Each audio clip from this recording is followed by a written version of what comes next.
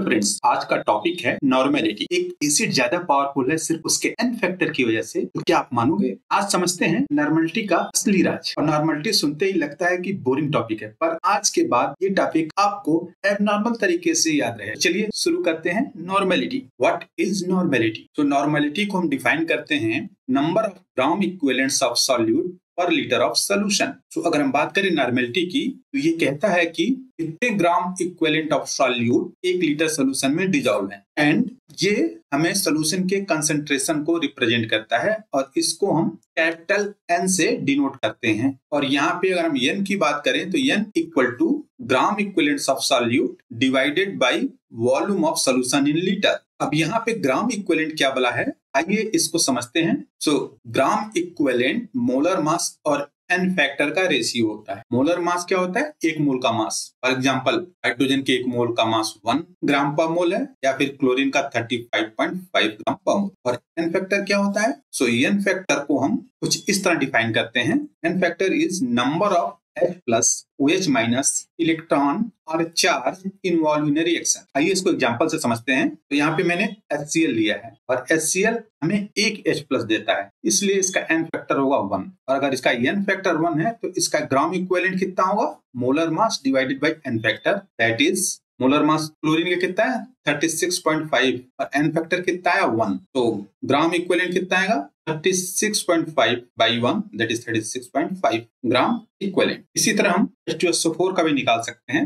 H2SO4 हमें 2H plus देता है, तो इसका एन फैक्टर 2 होगा। और इसका जो ग्राम इक्विवेलेंट, जिसको इक्विवेलेंट वेट भी कहते हैं, ये इसके molar mass divided by n factor, that is 49 gram equivalent. अगर हम किसी बेस का निकालना चाहें ग्राम इक्विवेलेंट, तो NaOH, यहाँ पे एक बेस है, यहाँ पे एन फैक्टर 1 होगा। क्यों? यह NaOH आयनाइज जो कि 1 OH माइनस देता है, तो OH माइनस भी यहाँ पे एन फैक्टर में काउंट होता है। तो इक्विवेलेंट वेट क्या होगा? इसका NaOH का मॉलिक्यूलर वेट या NaOH का molar weight divided by n factor, that is 14 gram equivalent. I hope gram equivalent आपको समझ में आ गया होगा और इसका यूज कैसे करते हैं नॉर्मेलिटी फॉर्मूले में, ये भी आपको क्लियर हो गया होगा। आइए अब देखते हैं हम relation between normality and molarity. तो इसका एक स्ट्रेट फॉरवर्ड रिलेशन होता है, that is normality equal to molarity into n factor. तो आइए इसको एग्जांपल से समझते हैं। तो H2SO4, इसका एन फैक्टर कितना होगा? 2, क्योंकि ये 2 H प्लस देता है। तो normality equal to 2 into molarity. H2SO4 के लिए नॉर्मेलिटी और मोलैरिटी में रिलेशन ये होगा। अगर हम दूसरा एग्जांपल लें, दैट इज बेस NaOH, इसके लिए नॉर्मेलिटी और मोलैरिटी में रिलेशन ये होगा, क्योंकि इसका एन फैक्टर 1 है। नेक्स्ट एग्जांपल है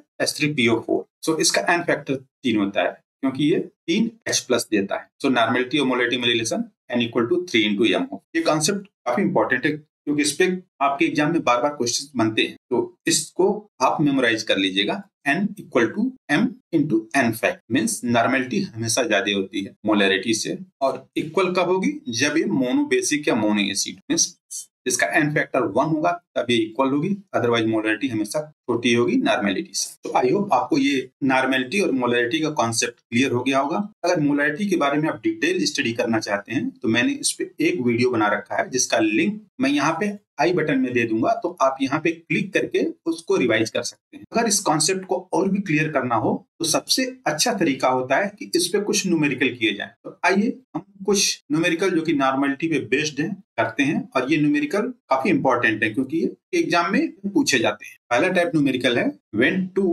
solutions of same solute are mixed। तो इसको सॉल्व कैसे करते हैं? तो इसका सिंपल फंडा है total number of equivalents before mixing equal to after mixing. क्योंकि यहाँ पे सेम सॉल्यूट हैं, तो total number of equivalents before mixing ये इक्वल होना चाहिए आफ्टर मिक्सिंग के। Means N1V1 plus N2V2 equal to N final in bracket V1 plus V2। N1V1 ये पहले का इक्विवेलेंट है। इक्विवेलेंट कैसे निकालते हैं? जब नॉर्मेलिटी को वॉल्यूम से मल्टीप्लाई करें तो वो ग्राम इक्विवेलेंट आता है by definition. Okay, therefore NF हो जाएगा N1V1 plus N2V2 bye V1 plus V2। ये इंपॉर्टेंट इक्वेशन है, इसको आप याद रखिएगा। इस पे डायरेक्टली क्वेश्चन बन जाते हैं। अब आइए इस पे बेस्ड एक न्यूमेरिकल करते हैं। तो क्वेश्चन है 100 ml of 0.1 normal HCl is mixed with 400 ml of 0.2 normal HCl। Means यहाँ पे दोनों में सॉल्यूट सेम है, HCl ही है। Find the normality of the mixture. तो सेम फार्मूला लगेगा, that is NF equal to N1V1 plus N2V2 divided by V1 plus V2। और अगर हम इसकी वैल्यू रखते हैं तो ये कुछ इस तरह आएगा, और फाइनल आंसर होगा 0.18 नॉर्मल। जो मिक्सर की नॉर्मलिटी होगी वो इतनी होगी। अब आइए दूसरा टाइप का क्वेश्चन देखते हैं नॉर्मलिटी पे। ये टाइप है mixing of two different solution. पहले में देखा था कि दोनों में सॉल्यूट सेम है, इसमें इस टाइप में mixing of two different solution. और इसका बेस्ट एग्जांपल है acid base reaction. When acid and base solution are mixed, then equivalents of acid should be equal to equivalents of base. N1V1 equivalent of acid हो गया और N2V2 equivalent of base हो गया। N1V1 equivalent of acid क्यों है? तो हम अगर उस फॉर्मूले को याद करें नॉर्मलिटी की, तो अब देख पा रहे हैं नॉर्मलिटी का फॉर्मूला है। इक्विवेलेंट कैसे निकालते हैं? Normality into volume of solution in litre. तो वही हमने लिखा है, नॉर्मलिटी इनटू वॉल्यूम और एसिड, यहाँ पे नॉर्मलिटी इनटू वॉल्यूम और base. So N1V1 equal to N2V2 and this equation ensure complete neutralization of acid and base। अब आइए इस टाइप पे भी एक न्यूमेरिकल कर ही लेते हैं। So how many ml of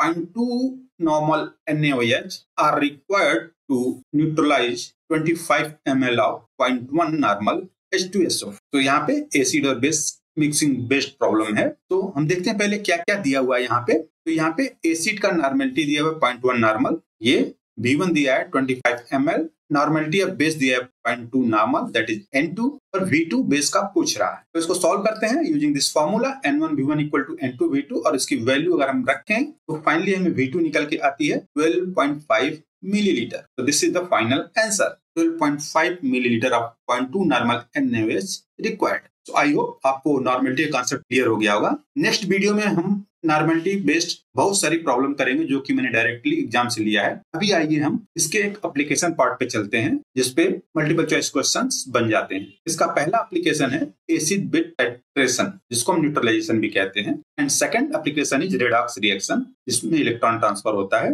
and the last application is the precipitation reaction, और वो इक्विवेलेंट आयन की वजह से होते हैं। इस टॉपिक को हम समराइज करते हैं। जैसा मैंने पहले बताया, normality equal to equivalent concentration and it depends on the reaction type, कि वो एसिड बेस रिएक्शन है या फिर सिंपल टू सॉल्यूशन का मिक्सिंग है जिसमें सॉल्यूट कॉमन है, और मोलरिटी और नॉर्मलिटी में ये रिलेशन होता है जो काफी इंपॉर्टेंट रिलेशन है। And normality is easy to use in titration because हम सॉल्यूशन फेज में डील करते हैं, and normality is best choice for this.